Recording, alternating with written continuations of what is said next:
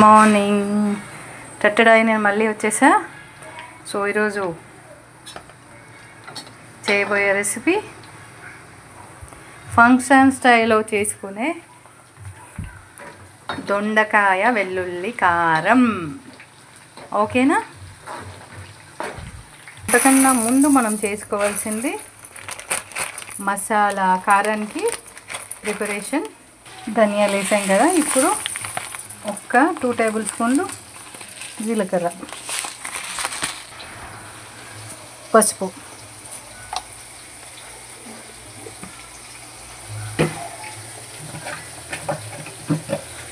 Dry roast చేస్తాం కాబట్టి మనం ఏవి పచ్చి ఇంగ్రీడియంట్స్ వాడినా అదేమవుతుందంటే ఎక్కువ రోజులు ఉండదన్నమాట.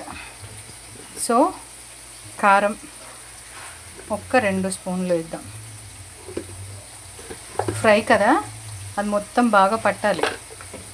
వై? బికాజ్ డ్రై రోస్ట్ అవుతుంది కదా. చూడండి ఎంత మంచిగా ఫ్రై అవుతుందో.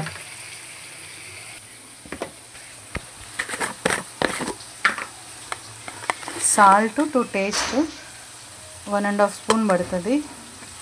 ఎందుకంటే నేను పల్లీలు అండ్ గ్రీన్ చిల్లీ కూడా ఫ్రై అవుతుంది కదా, వాటికి బ్లెండ్ అవ్వాలంటే ఆ మాత్రం ఉండాలి. వీటిని గ్రైండ్ చేసుకొని సపరేట్ అల్లం వెల్లుల్లి రెబ్బలను బాగా చితక్కొట్టి ఫ్రై అయిన తర్వాత అందులో కలపాలి.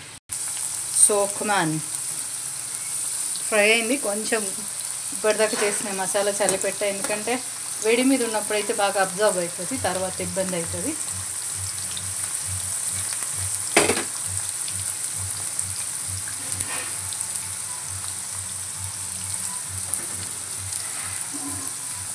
సో ఫైనల్గా మన బెండకాయ ఫంక్షన్ స్టైల్ రెడీ అయిపోతుందో.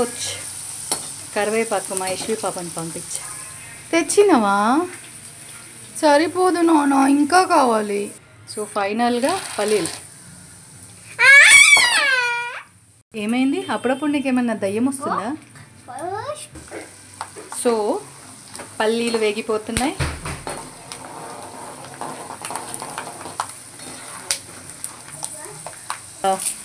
సగం కారం అలా వేసాను.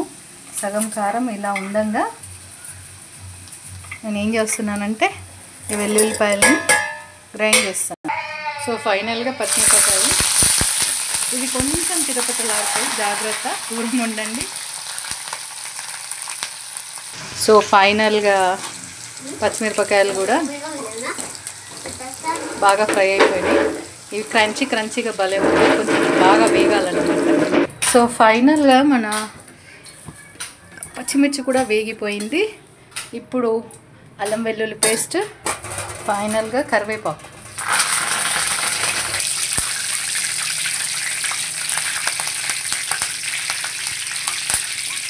సో కరివేపాకు కూడా ఫ్రై అయిపోయింది. ఇప్పుడు రెడీ అయిన ఎల్లిపాయ కారాన్ని నేను ఇలా ఫ్రై చేస్తున్నాను, పచ్చివాసన పోవడానికి. అలా అయితే ఎక్కువ రోజులు మనం నిల్వ ఉంటుందన్నమాట. సో ఫైనల్గా అన్నీ మిక్స్ చేసేస్తున్నాను. కొంచెం వేడిగా ఉండగానే ఇవన్నీ మిక్స్ అయిపోతాయి. సో ఫైనల్గా మన రెస్టారెంట్ స్టైల్ ఫంక్షన్ స్టైల్ బెండకాయ ఫ్రై రెడీ అయిపోయింది. వావ్, యమ్మీ యమ్మీ, కలర్ఫుల్. సో నేను మంట కొంచెం స్విమ్లోనే పెట్టాను, బంద్ చేసుకోవచ్చు. ఇది వేడిగా ఉన్నప్పుడే మసాలాస్ అన్నీ బ్లెండ్ అవుతాయి. ఇది ఒక 2 గంటలు అయితే మంచి ఫ్లేవర్ అంతా ఉప్పు కారాలు పట్టి భలే ఉంటుంది. ఇది పచ్చిమిరపకాయ, వావ్, నేను కూడా పట్టేసింది చూడండి.